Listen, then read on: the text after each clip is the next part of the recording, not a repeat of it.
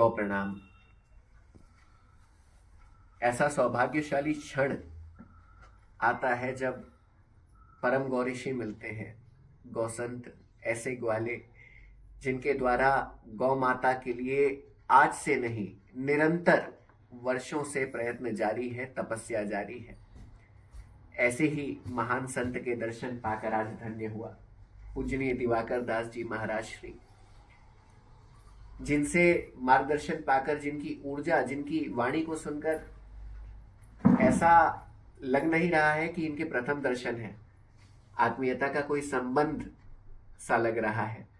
महाराज श्री से विनती रहेगी, महाराज श्री हमारे विशेषकर आज के युवाओं को क्या संदेश देना चाहेंगे, क्या मार्गदर्शन देना चाहेंगे, जिसके बाद ये समझ पाए कि आज ये किस गति में जा रहे हैं और किस ओर जा रहे हैं। खोखला है वो जीवन जिस ओर ये भाग रहे हैं, और गौ माता की महिमा कहने के लिए तो चंद मिनट पर्याप्त ना होंगे, किंतु आपके श्रीमुख से कुछ मार्गदर्शन की विनती है। थोड़े आगे आ जाएंगे। आपसे सोनी जी से मिलकर बहुत आनंद हमें अनुभूत हुए। हम गौ माता के विषय एक पूरे देश के लिए विषय बना हुआ है। संस्कृति और प्रकृति ये बचाने के लिए मात्र कोई एक व्यक्ति, एक समाज प्रयास नहीं कर सकता। जो भारत देश में रहते, इसका नाम भारत है, और भारत का सीधा सा अर्थ है जो भक्ति में रत हो वह भारत। यहाँ का बच्चा बच्चा भक्ति में रत था। चंदन है इस देश की माटी, तपो भूमि हर ग्राम है, हर बाला देवी की प्रतिमा, बच्चा बच्चा राम है। जहाँ एक एक व्यक्ति राम, एक एक व्यक्ति गोपाल। आज गोपाल सबके घर में, हर सनातनी के घर में यदि हम जाते हैं तो गोपाल तो मिल जाते हैं, लेकिन गौ माता उसके घर में नहीं मिलती। जिस घर में गौ माता ना हो उसमें यदि आप गोपाल जी को विराजमान करके भी रखें, गोपाल ज्यादा दिन वहां रह नहीं सकते, क्योंकि गौ माता गोपाल जी की भी आराध्य है। आप तिरुपति बालाजी जाए तो तिरुपति बालाजी में प्रथम दर्शन यदि गोविंद का कोई करते हैं तो गौ माता कहती है। गौ माता का प्रथम दर्शन कराने के बाद ही होता ये है कि ठाकुर जी की नृत्य की प्रतिक्रियाएं चालू होती हैं। पहले हर एक सनातनी के घर में निवास के सामने गौ माता का निवास बनता था। आपके छत्तीसगढ़ में तो अभी बहुत जगह ऐसा देखने को मिलता है जी। घर का निवास है, वो सामने गोठान बना है, पहले गौ माता का दर्शन हो, उसके बाद में पूरे दिन की प्रक्रियाएं चालू होती हैं।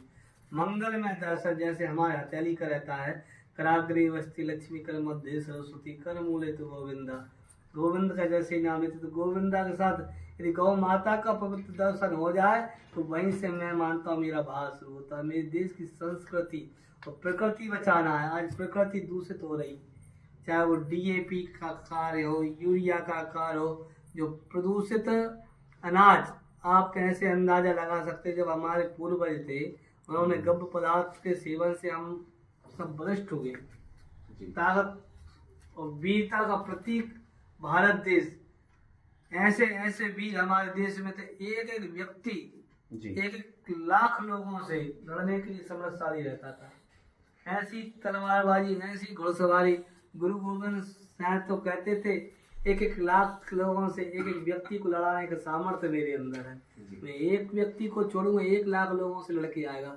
और वैसा हुआ भी कि हमारे सनातनी हिंदू वीर जब निकलते थे, भारत विश्व गुरु था, विश्व में यदि सबसे ज्यादा बोलबाला था तो वो किसका था? बोले कि हिंदुस्तान का। तो हिंदुस्तान से लोग जीना सीखते थे और आज भी जीना सीख रहे हैं। लेकिन भारतीय जो लोग हैं, जो मूल यहाँ के रहने वाले हैं, वह कहीं ना कहीं भटक रहे।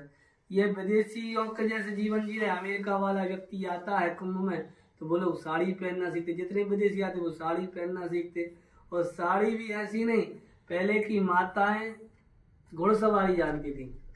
आपने देखा होगा कि हमारे यहाँ रानी कमलावती, रानी लक्ष्मीबाई, जितनी रानियां हुई देश में, वह गरबा भी खेलती थी। तो गरबा एक गर्व का विषय था, तलवार के साथ गरबा खेला जाता था। और आज हमें हिंदुओं से ही निवेदन करना पड़ रहा है कि भाई गौ माता रखे, गौ माता बचाए। तो हिंदुओं को यदि हिंदू बन के रहना, हिंदुस्तान को बचाना है, क्योंकि गौरक्षा के बिना राष्ट्र रक्षा संभव है ही नहीं। गौरक्षा होगी तो ही राष्ट्र रक्षा हो सकती है, नहीं तो हम हमारे पूर्वजों ने हमें जो अमृत भोजन दे के गए थे वहाँ अभी तक हम उसका लाभ ले रहे हैं, लेकिन आने वाली पीढ़ियाँ जो विषयुक्त भोजन कर रहे हैं, आज स्थिति ये बन गई, हमने खेत में विष ले गए और खेत से ताने में गया, ताने से दाने में गया। और हमारे यहाँ बहुत पुरानी कहावत है हिंदुओं में कि जैसा खाओ अन्न वैसा बने मन। आदमी आदमी को जहर की तरह देख रहा है, आदमी आदमी से जहर की तरह बोल रहा है। तो आज प्रकृति संस्कृति बदली है, तो मात्र हम सरकार के भरोसे रह जाए, मात्र यानी जो नौकरी कर रहे हैं ऐसे नौकरों के भरोसे ले जाए, जो दिन रात विदेशों की कंपनियों की नौकरी कर रहे हैं। जो स्वदेशी चीज है, स्वदेशी में यदि रत्नों की बात करें, 14 रत्न में से एक रत्न गौ माता है। जो हमें रत्न मिले, शंख सबके घर में रहते थे, हर घर में माता है, सब शंख बजाते थे। कोरोना काल में भी लम्स के अंदर जब ताकत भरनी होती थी, हवा भरनी होती थी, सांस भरनी होती थी, आज भी यदि जो अपना शंख बजाते उन्हें अटैक नहीं आता, सांस की कमी उनके शरीर में रहती। आज आदमी इतना व्यस्त हो गया, सांस पूरी नहीं ले रहा। पहले जब सांस लेते थे, ये छोटा नन्हा पशु बच्चा सांस लेता है तो सांस लेता पेट फूल जाता है, सांस जब छोड़ता है तो नव्यास जब सांस छोड़ता है तो उसका पेट अंदर चला जाता है भैया। वैसी सांस लेने की प्रक्रिया आज आदमी कहता भाई किसी ने हमारे दिमाग डाल दिया, तुम बड़े व्यस्त हो, तुम बड़े व्यस्त हो। इतने व्यस्त हो गए कि आदमी यहीं से सांस लेता है, यहीं छोड़ देता है, यहीं से लेता है, उसी से कई प्रकार की बीमारियां। यदि सांस ही पूरी लेना है तो शंख बजाना जरूरी।